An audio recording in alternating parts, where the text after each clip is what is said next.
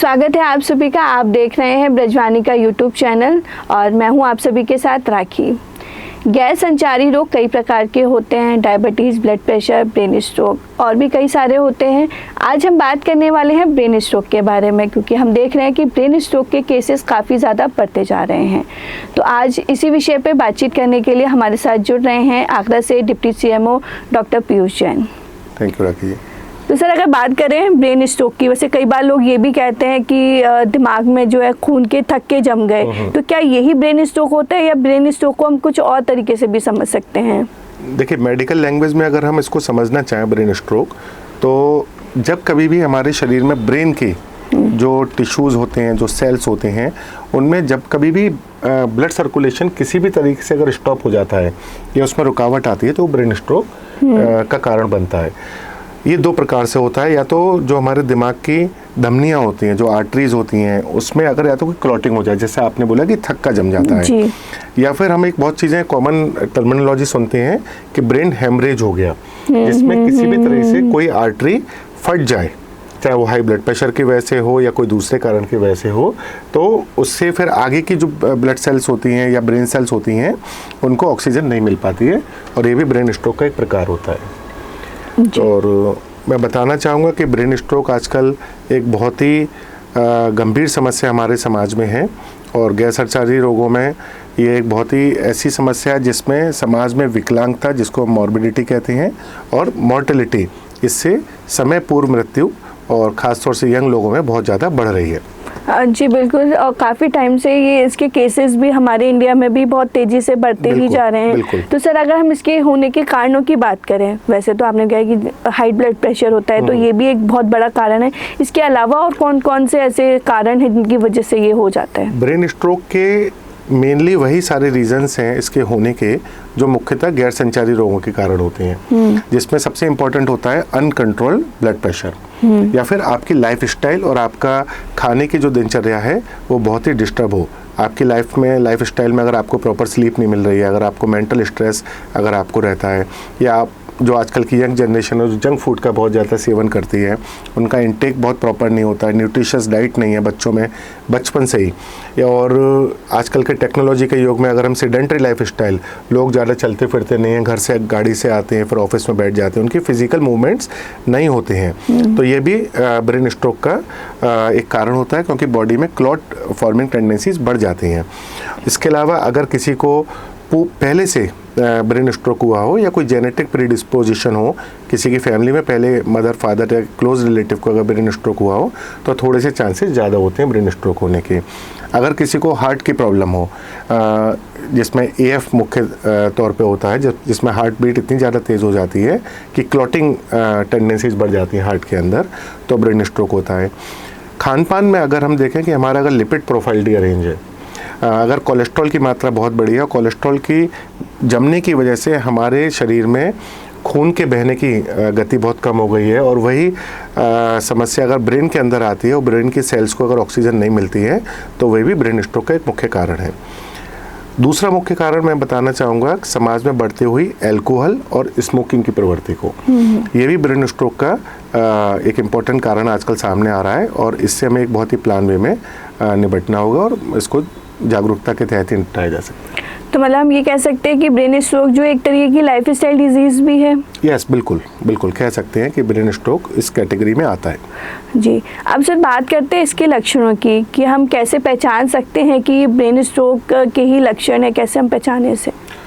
ये एक बहुत ही इम्पोर्टेंट क्वेश्चन है, और सबसे इम्पोर्टेंट बात है कि ब्रेन स्ट्रोक के लक्षणों के आधार पर ही उसकी रिकवरी, उसका टाइमली ट्रीटमेंट और लोगों का आगे रिहेबिलिटेशन और लोगों की मॉर्बिडिटी या मॉर्टेलिटी निश्चित होती है। और इसमें सबसे दुखद बात यह है कि आम जनता को, चाहे वो पढ़े लिखे वर्ग से आती हो, चाहे वो ग्रामीण वर्ग से आती हो, ब्रेन स्ट्रोक मैं एक चीज़ बीच में बोलना चाहूँगा कि हम लोग बार बार ब्रेन स्ट्रोक बोल रहे हैं, पर इसको जो आम भाषा में बोलते हैं वो लकवा बोलते हैं लोग, इसको पक्षाघात बोला जाता है और इसको फालिस बोला जाता है। तो आम लोगों को ब्रेन स्ट्रोक, लकवा, पक्षाघात या फालिस के प्रारंभिक लक्षणों की जानकारी नहीं है, और ये सभी प्रकार के और सभी वर्गों के लोगों में है, चाहे वह उच्च शिक्षा वाले लोग हों, चाहे वो पैरामेडिकल स्टाफ हो, इवन कभी कभी मेडिकल स्टाफ हो, या फिर ग्रामीण परिवेश के लोग हों। और इसी के तहत लोगों को जागरूक होना बहुत ज़रूरी है, क्योंकि ब्रेन स्ट्रोक में सबसे पहले जो इम्पोर्टेंट है वो है समय। जितनी जल्दी कोई भी व्यक्ति ब्रेन स्ट्रोक के सिम्टम को किसी मरीज़ ने पहचान लेता है और उतनी जल्दी उसको सही हॉस्पिटल पहुंचा दिया जाता है, तो वो आदमी उतनी जल्दी उसके रिकवर होने की संभावना बढ़ जाती है। और अब मैं बताना चाहूँगा इसके लक्षण। तो इसके लक्षण के लिए बहुत ही सिंपल है कि अगर हम एक फास्ट FAST, ये एक निमोनिक होता है जिसके आधार पर हम ब्रेन स्ट्रोक के लक्षणों को समाज में हम लोगों को जागरूक करते हैं। इसमें जो F जो अल्फ़ाबेट होता है उसका मतलब होता है फेस, चेहरा। अगर किसी के भी चेहरे में अचानक टेढ़ापन आ जाता है तो ब्रेन स्ट्रोक का एक लक्षण हो सकता है। बात करते करते कोई आदमी सामान्य अवस्था में बैठा हुआ, उसका चेहरा किसी भी तरफ, दाईं या बाईं तरफ अगर टेढ़ा हो जाता है। दूसरा इसमें फास्ट में अल्फ़ाबेट है A रिप्रेजेंट करता है हमारी आर्म को या लेग को, है ना, हमारी किसी भी लिम्ब को। अगर किसी के भी बाजू में या पैर में अचानक ही अगर शिथिलता आ जाती है, कमजोरी आ जाती है और हाथ में पकड़ी हुई कोई भी चीज़ छूट जाती है, या आदमी एकदम खड़ा हुआ है, बैठा हुआ है, वो एकदम गिर जाता है, तो हमें समझ लेना चाहिए कि लकवे का एक लक्षण ये भी हो सकता है। तीसरा जो सबसे इम्पोर्टेंट लक्षण है वो S अल्फ़ाबेट है, इंग्लिश का S, जिसको हम बोलते हैं स्पीच। तो अगर कोई आदमी साफ बात कर रहा है, जैसे हम और आप एकदम समझने वाली भाषा में बात कर रहे हैं, और अचानक हमारी जुबान लड़खड़ा जाए, जिसको मेडिकल लैंग्वेज में स्लरिंग ऑफ स्पीच बोलते हैं, अगर स्लरिंग शुरू हो जाए तो ये ब्रेन स्ट्रोक का ये भी एक लक्षण हो सकता है। मतलब आदमी आवाज़ तो निकाल रहा है पर वो क्या बोल रहा है, वो सेंटेंस और वर्ड्स किसी के समझ में नहीं आ रहे हैं। और इसके अलावा अगर कोई चलता हुआ आदमी है, वो गिर नहीं रहा, तो उसका बैलेंस अचानक डगमगाने लगता है, वो लड़खड़ाने लगता है, थोड़ा इधर थोड़ा उधर, तो ये भी ब्रेन स्ट्रोक का एक लक्षण हो सकता है। एक और लक्षण होता है जिसको हम अल्फ़ाबेट E से डिनोट करते हैं कि I का मतलब होता है आई। अगर किसी की आंखों के सामने अचानक धुंधलापन या अंधेरा आना शुरू हो जाए, चक्कर आने शुरू हो जाए, तो ब्रेन स्ट्रोक का ये भी एक लक्षण होता है। अगर इन सब अल्फ़ाबेट को हम एक निमोनिक बनाना चाहें जिससे कि आम जनता इसको बहुत इजीली ध्यान में रख पाए और पहचान पाए, तो वो बनता है B fast. Balance, I, face, arm, speech, and जो लास्ट अल्फ़ाबेट है T, that is for time. Brain stroke के B से लेके S तक किसी भी प्रकार का कोई एक लक्षण भी किसी भी आदमी में अगर कहीं आपको दिखाई देता है, चाहे वो बस स्टैंड पे हो, चाहे ट्रांसपोर्टेशन में हो, चाहे घर में हो, चाहे खेलते हुए हो, या कम्युनिटी में हो, हॉस्पिटल में हो, तो जो नेक्स्ट अल्फ़ाबेट है वो बहुत इंपॉर्टेंट है, जिसको हम टाइम बोलते हैं। क्योंकि पहला लक्षण उत्पन्न होने के बाद मरीज की बेहतर रिकवरी के लिए जो विंडो पीरियड होता है, जो लाइफ सेविंग विंडो पीरियड होता है, वो होता है 4.5 से 4.5 घंटे तक। कुछ जगह इसको 4.5 से 6 घंटे तक भी हम कंसिडर कर लेते हैं पेशेंट की कंडीशंस को देखते हुए। तो अगर आम जनता ब्रेन स्ट्रोक के लक्षणों को जितनी जल्दी पहचानना शुरू कर देगी, और पहचानने के बाद उसको मरीज को एक ऐसे हॉस्पिटल में शिफ्ट करना होता है जहाँ पे उसकी डायग्नोसिस की सुविधा वहाँ पर हो और इलाज की सुविधा वहाँ पर हो, तो जो बहुमूल्य जीवन रक्षक जो 4.5 घंटे होते हैं वो ख़राब नहीं होते हैं। जी बिल्कुल। डॉक्टर पीयूष, अक्सर कर कई बार हमने ऐसा सुना भी है और कई बार हम देखते हैं हमारे आसपास कई बार ऐसी कंडीशंस भी आती हैं कि लोग कहीं जा रहे हैं, चलते चलते एकदम से उनको अटैक आया है और ऑन द स्पॉट उनकी डेथ हो जाती है। तो वो कौन सी कंडीशन होती है, या लोगों को समझ नहीं पाते हैं, या एकदम से इतना सीवियर अटैक आता है कि ऑन द स्पॉट पेशेंट की डेथ हो जाती है? एक्चुअली सडन डेथ, इसको हम सडन डेथ बोलेंगे। अचानक सडन डेथ के बहुत सारे कारण होते हैं। वो रिलेटेड टू ब्रेन्स भी हो सकते हैं, वो रिलेटेड टू हार्ट भी हो सकते हैं, related to any other chronic illnesses भी हो सकते हैं। तो अगर हम बात करें तो सडन डेथ में जो बहुत इंपॉर्टेंट एक कारण जो कॉमनली दिखाई देता है वो होता है मायोकार्डियल इन्फार्क्शन, जिसको हम हार्ट अटैक भी बोलते हैं। और उसमें कार्डियक अरेस्ट भी हो सकता है। तीसरा ब्रेन हेमरेज भी हो सकता है कि दिमाग की नस अचानक फट गई और इतना ज़्यादा ब्लीडिंग हो गई कि आदमी उसमें बच नहीं पाया, या फिर इंटरनल कोई ब्लीडिंग हो जाती है, या किसी आदमी का बीपी इतना डाउन अचानक हो जाता है किसी भी वजह से कि उसके बॉडी के अंगों में ऑक्सीजन पहुंचना कम हो जाती है, और वो सडन डेथ का कारण हो सकता है। तो सडन डेथ को हम बहुत कैटेगरी में क्लासिफाई कर सकते हैं, पर ब्रेन स्ट्रोक उसमें से एक मुख्यता है। जी बिल्कुल। डॉक्टर पीयूष, अब बात करते हैं हम इंडिया की और बाहर के देशों की, क्योंकि हम देख रहे हैं लगातार हमारे इंडिया में केसेस बढ़ते जा रहे हैं ब्रेन स्ट्रोक के। तो बाहर कैसी स्थिति है या बाहर किस तरीके की रोकथाम की जा रही है जो हमें वहाँ से देखने की या सीखने की ज़रूरत है? ब्रेन स्ट्रोक के मामले में मैं खासकर कहना चाहूँगा कि आजकल के समाज में इंडिया में लगभग 15 से 30% केसेस जो ब्रेन स्ट्रोक के हो रहे हैं वो 30 साल से कम उम्र के लोगों में हो रहे हैं। और ये बहुत चिंताजनक बात है, क्योंकि यही वो एज ग्रुप होता है जो हमारे कंट्री के लिए, हमारी कम्युनिटी के लिए बहुत प्रोडक्टिव होता है। बिल्कुल। और एक बार जब किसी को ब्रेन स्ट्रोक हो जाता है और अगर वो टाइम पर उसको ट्रीटमेंट नहीं मिलता है तो वो आदमी या तो जिंदगी भर विकलांग हो जाता है या फिर उसकी थोड़े समय के बाद ये तत्काल डेथ हो जाती है। दोनों ही कंडीशन में हमारे कंट्री का लॉस है। और अगर आदमी विकलांग होकर हमारे समाज में जिंदा रहता है तो वो हमारे पूरे हेल्थ इंफ्रास्ट्रक्चर के ऊपर, हमारी कंट्री की इकोनॉमी के ऊपर एक बर्डन ऑफ डिजीज़ के रूप में हमारे पास रहता है, जिसके लिए गवर्नमेंट को और उसके परिवार को, समाज को अपनी पॉकेट से बहुत सारा खर्चा भी करना पड़ता है। तो ब्रेन स्ट्रोक सिर्फ एक हेल्थ प्रॉब्लम नहीं है, it's a economic problem also, जो किसी भी कंट्री में अगर इसके केसेस बढ़ेंगे तो उस कंट्री को पॉवर्टी की तरफ भी ले जाते हैं, क्योंकि इसमें आदमी अगर जिंदा है और विकलांग है, बेड रिडन है, तो पूरी ज़िंदगी उसका खर्चा या तो फैमिली को उठाना पड़ता है, जो कि बहुत कम नहीं होता है, या गवर्नमेंट को उठाना पड़ता है। बाहर के कंट्रीज़ में इन सभी चीज़ों को देखते हुए ब्रेन स्ट्रोक की मॉर्बिडिटीज़ जो बढ़ रही हैं, मॉर्टिलिटीज़ जो बढ़ रही हैं और इनकी जो संख्या बढ़ रही है ख़ास तौर से यंग एज ग्रुप में, उसको देखते हुए बाहर के कंट्रीज़ ने, मैं एक चीज़ और जोड़ना चाहूँगा कि ब्रेन स्ट्रोक का जो डोमेन है बीमारी का, ये मेनली न्यूरोफिजिशियंस और न्यूरोसर्जन्स का होता है। बिल्कुल। पर हमारे कंट्री में और दूसरे कंट्रीज़ में भी न्यूरोफिजिशियंस और न्यूरोसर्जन्स जो बनते हैं, जो डॉक्टर्स सुपर स्पेशलिस्ट होते हैं, उनकी संख्या इतनी नहीं है कि वो पूरे कंट्री में ब्रेन स्ट्रोक को कैटर कर सकें। उनकी संख्या बहुत ही लिमिटेड है। मेरे ख्याल से इंडिया में, मैं अभी कल एक स्टडी पढ़ रहा था कि पर मिलियन 1 या 2 न्यूरोफिजिशियंस ही अवेलेबल हैं। ये बहुत ही चिंताजनक विषय है कि जो बीमारी इतनी खतरनाक है, उसके चिकित्सक, स्पेशलिस्ट चिकित्सकों की संख्या कंट्री में बहुत कम है।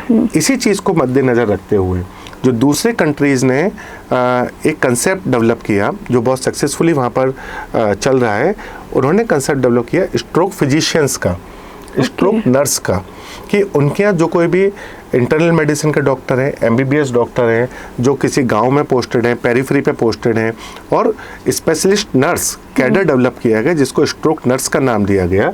और इवन उन्होंने मोबाइल स्ट्रोक यूनिट्स भी डेवलप करी। मोबाइल स्ट्रोक यूनिट का मतलब होता है एक ऐसी एम्बुलेंस जिसमें इवन CT स्कैन की सुविधा भी उपलब्ध होती है, क्योंकि अगर किसी को गांव में अगर ब्रेन स्ट्रोक हुआ है और वो डिस्ट्रिक्ट हॉस्पिटल आगरा तक आने के लिए उसको 1 या 2 घंटे लगते हैं, फिर उसका CT स्कैन होगा, तो हमारा जो valuable life saving window period है 4.5 घंटे का, वो पूरा खत्म हो जाएगा और फिर पेशेंट को हम नहीं बचा पाएंगे। बिल्कुल। तो इसीलिए यूरोपियन कंट्रीज़ ने, ऑस्ट्रेलिया में, अमेरिका में, बहुत सारे ऐसे कंट्रीज़ में जिन्होंने टेली मेडिसिन की सुविधा, टेली स्ट्रोक मेडिसिन की सुविधा आरंभ करी हुई है, जिसमें उनके जो बड़े बड़े सेंटर्स और मेडिकल कॉलेजेस होते हैं और जो गांव में या छोटे हॉस्पिटल्स होते हैं, तो स्पोक एंड हब मॉडल उन्होंने डेवलप किया हुआ है कि प्राइमरी सेंटर्स पर अगर कोई पेशेंट आता है तो वहाँ का डॉक्टर सीधे अपने हायर सेंटर पर जो रेडियोलॉजिस्ट होते हैं, जो न्यूरोफिजिशियंस होते हैं, उनसे टेली मेडिसिन के माध्यम से बात करता है और वो उसको प्रॉपर सलाह देते हैं। इवन इलाज भी वहीं पर प्रारंभ कर दिया जाता है ताकि विंडो पीरियड में कोई भी लापरवाही या डिले ना हो।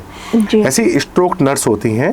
स्ट्रोक नर्स का मॉडल भी बहुत सक्सेसफुल है, जो पेशेंट को प्राइमरी इवेल्युएट करती हैं, उसकी प्राइमरी जो भी डायग्नोसिस होती हैं वो प्रारंभ करा देती हैं, और जितना भी ट्रांसपोर्टेशन में पेशेंट को केयर की ज़रूरत होती है, किसी को इन्फॉर्म करने की ज़रूरत होती है, स्ट्रोक रेस्पॉन्स टीम को अलर्ट करने की ज़रूरत होती है, तो ये सारी चीज़ें जो एक मैनेज वे में करी जाती हैं, वो सिर्फ पेशेंट के विंडो पीरियड में इफेक्टिव ट्रीटमेंट शुरू हो जाए इसके लिए करी जाती हैं। तो we can adapt all these models, telemedicine, tele stroke medicine, stroke physicians, stroke nurse, mobile stroke units in our country, क्योंकि हमारी कंट्री में ग्रामीण एरिया बहुत है, लोगों में जागरूकता की बहुत ज़्यादा कमी है और केसेस बहुत ज़्यादा है। बिल्कुल, अगर न्यूरोफिजिशियंस भी बहुत कम है। बिल्कुल, अगर ये सुविधाएं अगर हमारे इंडिया में भी आ जाती है तो हम ब्रेन स्ट्रोक से लड़ने में काफ़ी सक्षम होंगे और हमारी सरकार इसके लिए प्रयासरत भी है और सरकार का एक प्रोग्राम भी इसमें चलता है जिसका नाम था NPNCDCS।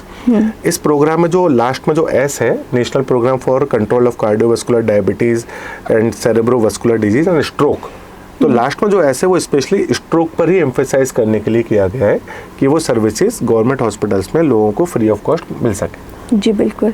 डॉक्टर पीयूष, अब बात आती है कि ब्रेन स्ट्रोक का खतरा किन लोगों को सबसे ज़्यादा बढ़ जाता है, जैसे जिनको हाइपरटेंशन है, इसके अलावा जिनको अगर पहले से कोई बीमारी है तो क्या ऐसे में इसका स्ट्रोक का खतरा ज़्यादा बढ़ जाता है?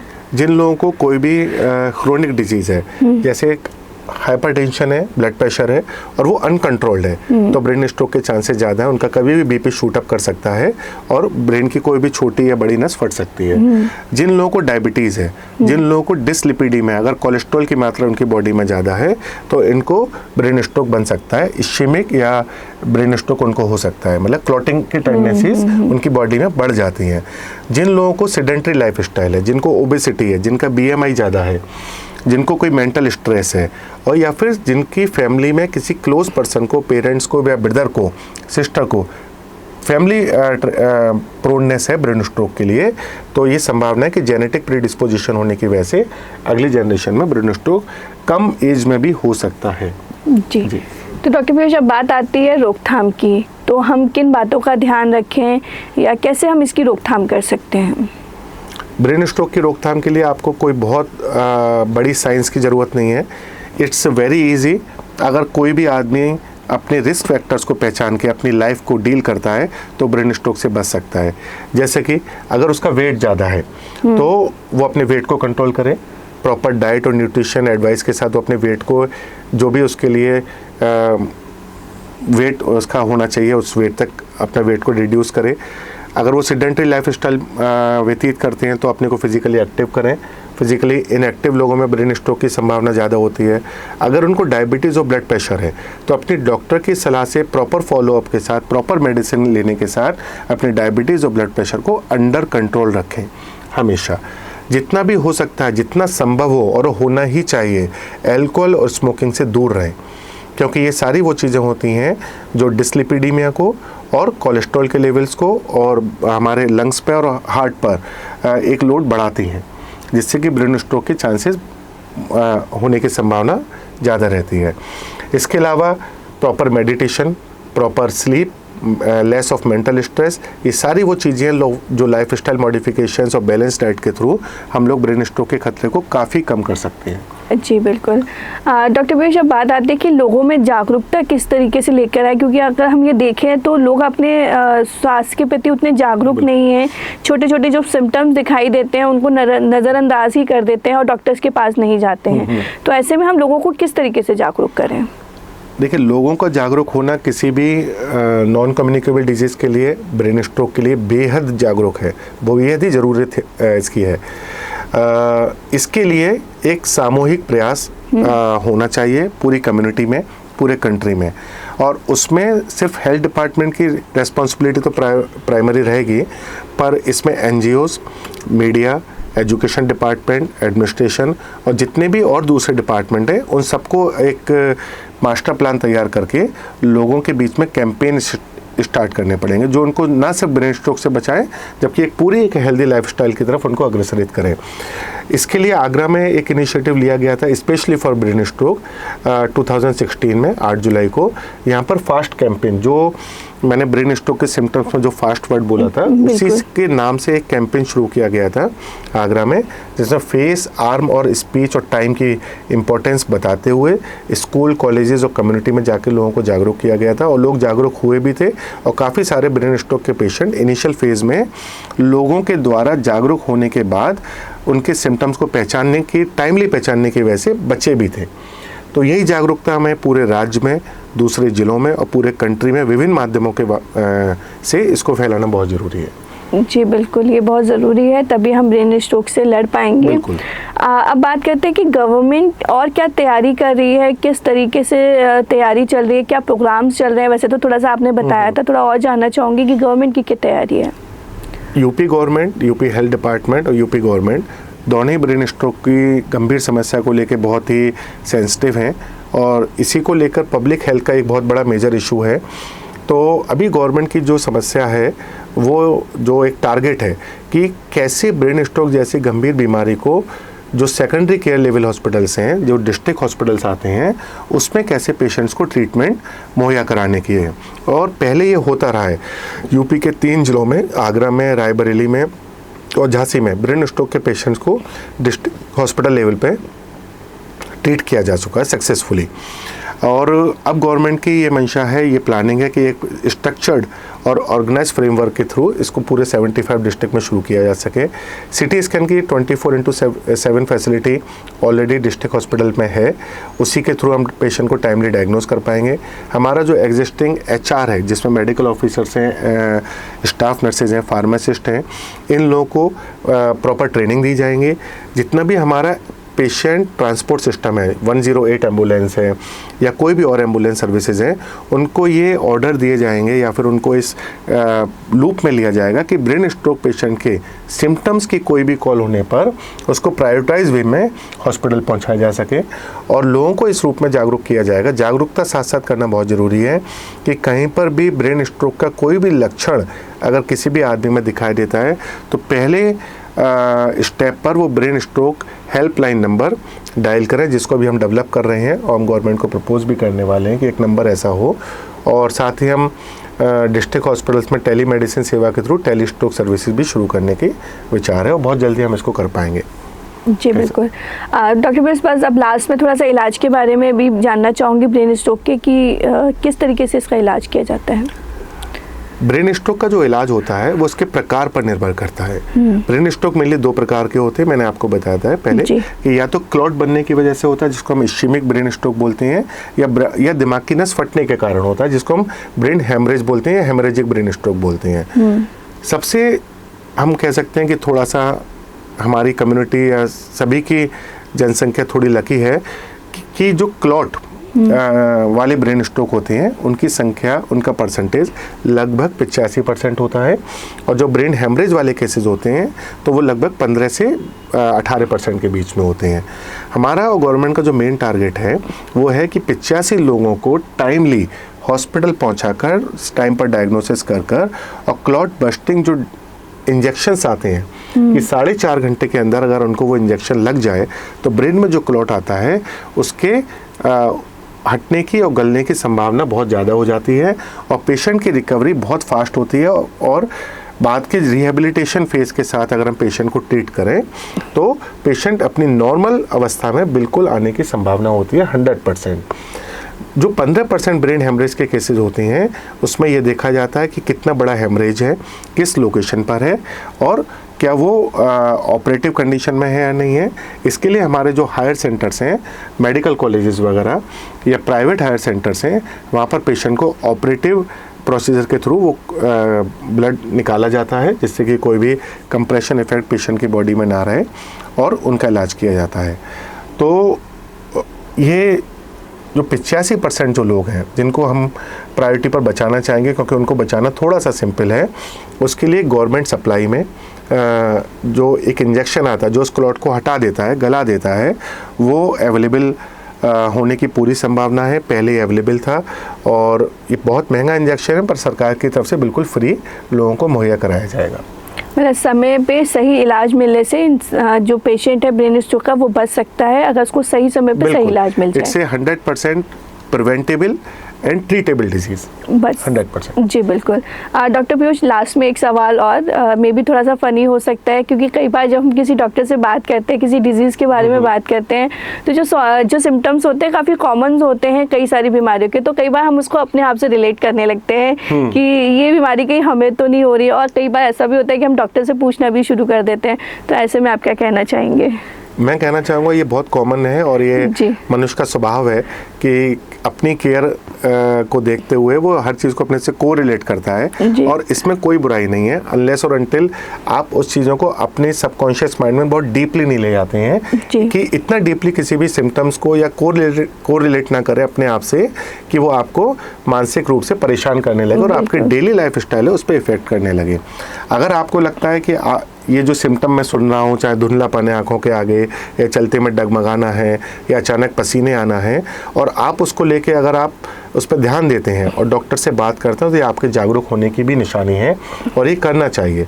छोटे छोटे सिम्टम्स को अगर हम सही समय पर सही डॉक्टर से सलाह लेकर टाइमली डायग्नोस करके ट्रीट कर लें तो हम अपनी लाइफ को बहुत अच्छी तरह से व्यतीत कर सकते हैं। जी बिल्कुल, बहुत बहुत धन्यवाद डॉक्टर पीयूष। अब बस चाहूँगी कि लास्ट में एक मैसेज और आप ज़रूर दें। मैं सभी लोगों को ये मैसेज देना चाहूँगा कि ब्रेन स्ट्रोक जैसी गंभीर बीमारी को सभी लोग समय से पहचानना सुनिश्चित करें, अपने आप को जागरूक करें, अपने परिवार के लिए जागरूक बने, अपने पड़ोसियों के लिए जागरूक बने, अपने समाज के लिए जागरूक बने।